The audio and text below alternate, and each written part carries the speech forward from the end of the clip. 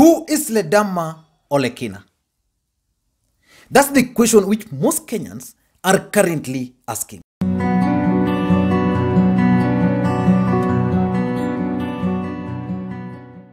Nataka kuhakikishia kitu kimoja. Mwaka huu ni mwaka ule ambaye ni mbaya sana. Kwa sababu ukienda uchague kiongozi ule ambaye utategemea kupatie kamia, haki ya Mungu umekufa. Umesikia? Na usiangalia tu huyu ni Maasai, huyu ni Kikuyu, huyu ni Jaluo, wewe chagua kiongozi ule ambaye unajua atakupatishia maisha yako. Okay? Kwa sababu afadhali ni kuoneshe kulima. Si ndio? Badala kila siku nakupatia tu nini? Chakula. Hiyo haitakusaidia. But who is Ole Kina? Because this week, this man managed to control the politics of this country. All the narrative, all the headlines were about one man, LEDAMA Ole Kina. Who is this man? This is a message to the Maasai nation that today I was arrested by CID officers from the NCAC. I'm in this lovely prison. You can see it here.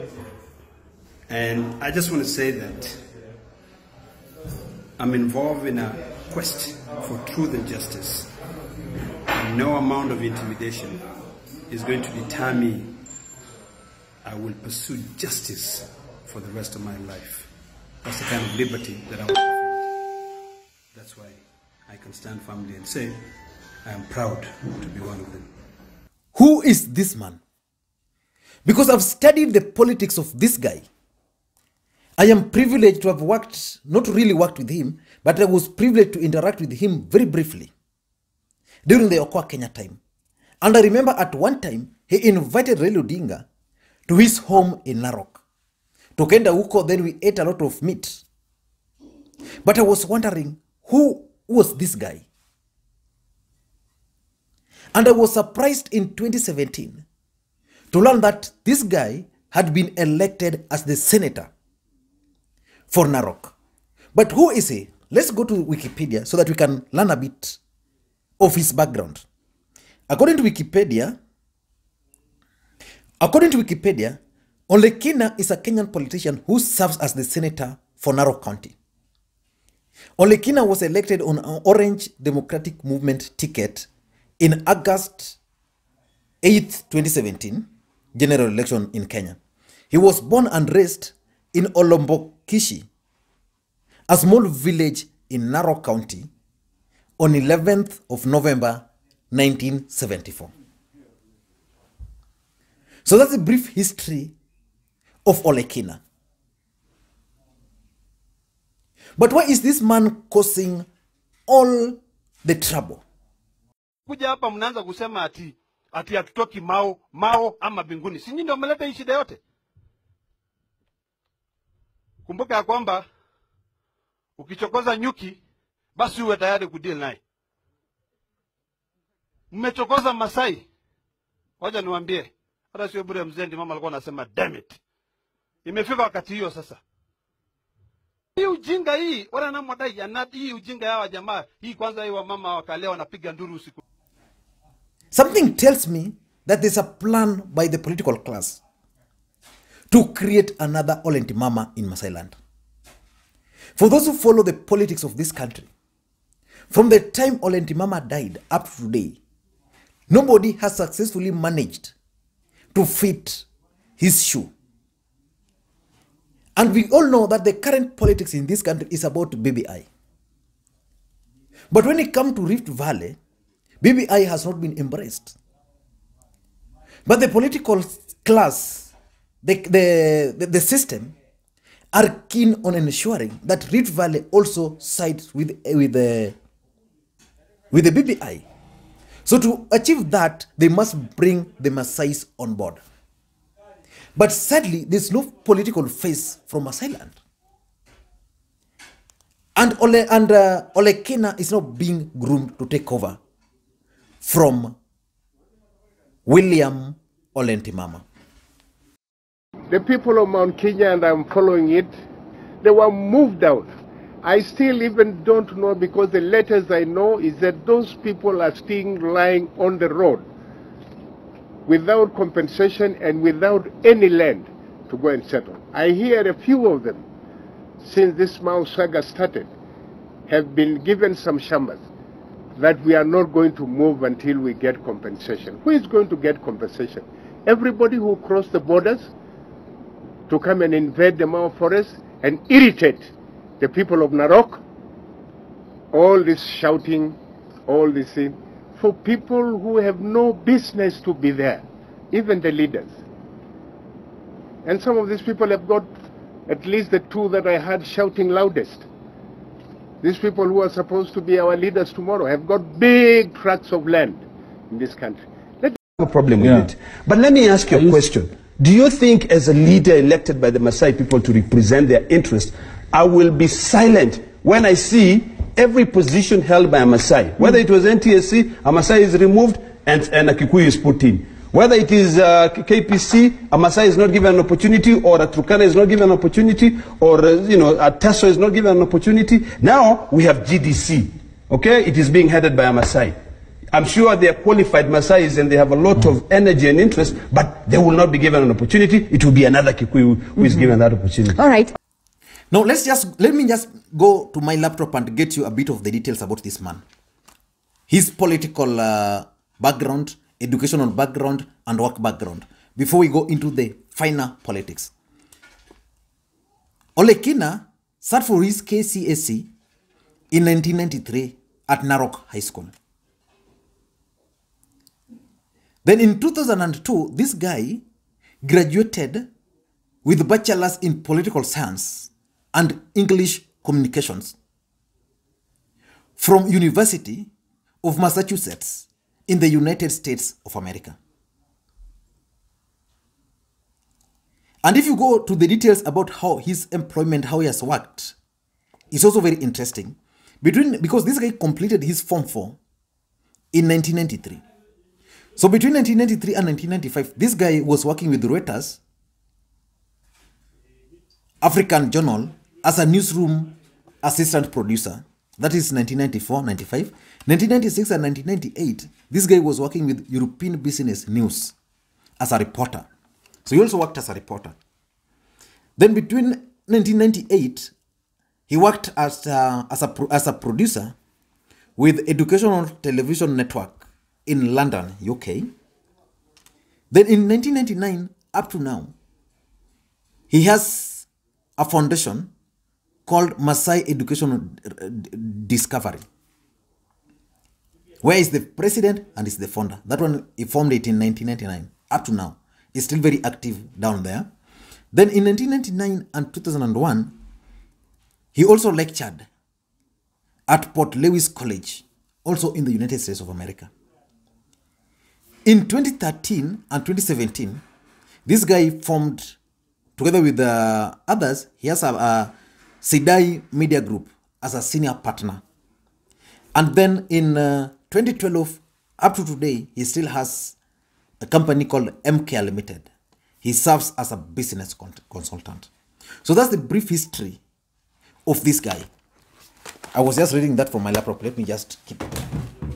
Now, from that history of this guy, something is very interesting. Basically, this guy has stayed in the United States of America for a very long time.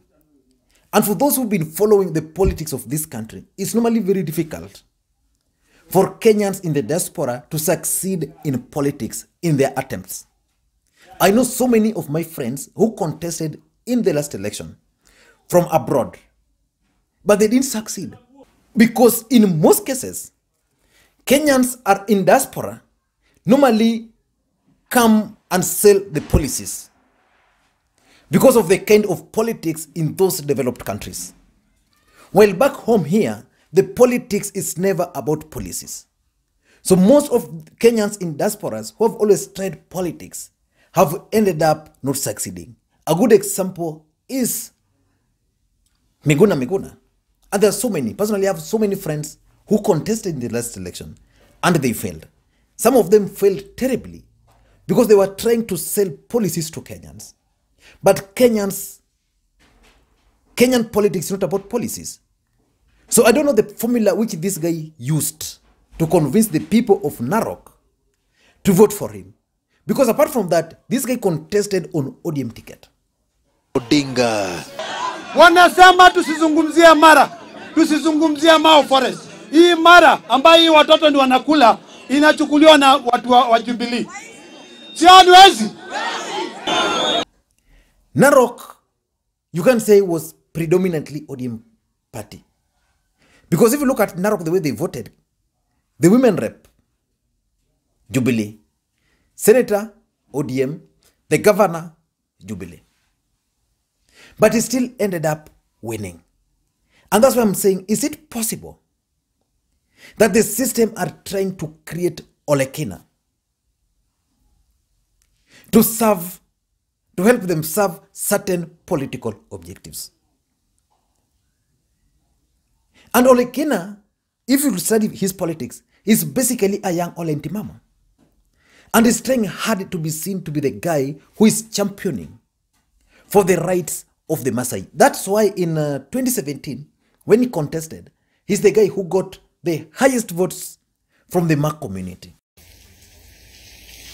The issue of Mau Forest is something which is very dear to me. And it's dear to me because I grew up in the Mau. And when I grew up, the rivers were flowing. Today, the rivers are dry. We've cut all trees. When I hear my friend Murkomen trying to play victim, trying to say our people are being targeted, it really shocks me. Because the Kipsigis historically owned most of the land in Kericho. But that land was grabbed away from them, and now there are thousands of acres of tea plantation. If Murkomen strongly believe, and my dear brothers from the Kalenjin nation strongly believe that we are targeting the poor people, what they should be doing is they should be going to court to ensure that those 99-year leases which had been grabbed by the colonial masters are given back to the people, their own people. So I was not surprised by the sentiments he made in Narok the other day during the Building Bridges Initiative rally. Because as much as Kenyans are hating him, the fact of the matter is that this guy is enduring himself to the Ma community. And if you are keen and followed his arrest, I laughed myself. And I knew so well that someone was just playing games. This guy was not arrested. The arrest was basically to build him. I'm saying this because so many Kenyans have been arrested. The senator for Nandi was arrested. We know how he was bundled behind those Subarus and driven all the way from Nandi to Kisumu. We also know so many people who have been arrested before, and the way they've always been bundled behind the Subaru.